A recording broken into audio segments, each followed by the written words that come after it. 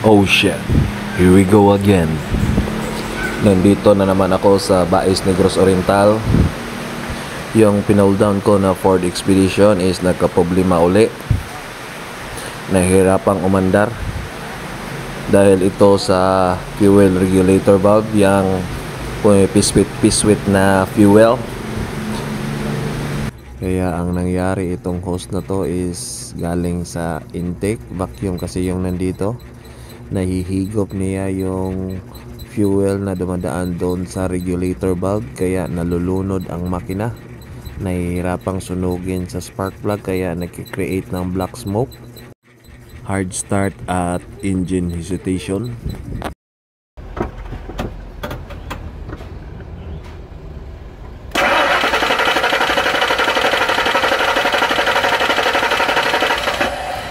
Sige sa, bandara sa.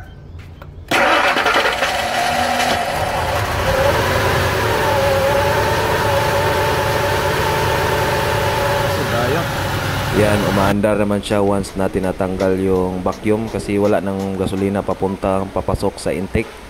Kaya ito, papalitan ko lang muna. Buti may stock ako rito. Isali ko na rin yung spark plug kasi nalumos na sa gasolina. So ito, may kalawang-kalawang na. Oo, doon sa pressure pot. Matagal ko ni quotation doon sa akin o sa labor.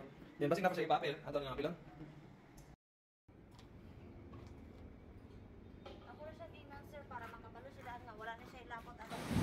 Ito na yung bago. So kailangan lang lagyan ng oil konti para madanlog-danlog, para shoot kaagad doon sa butas.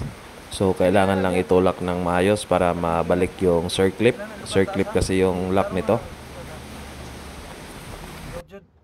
Wala doon pag yun na.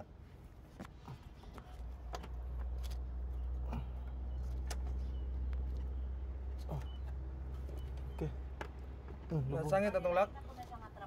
Oh, sulod na. Oh, separate na po ni siya.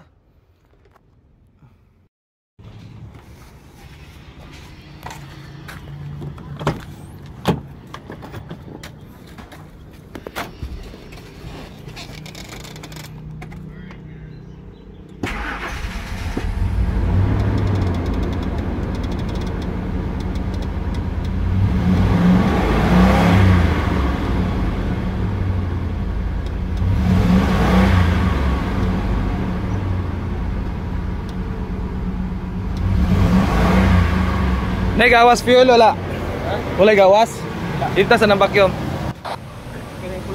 So dapat kasi ganito, walang gasolina. Ayan. So ito, pinalitan namin ng spark plug kaso may maraming dumi. Kaya ginamit ni Tito ang powerful compressor mount niya para matanggal yung alikabok. Ayan, sobrang daming alikabok. Pagkatapos ng palitan ng spark plug ay road test na. So it's okay. Thanks for watching.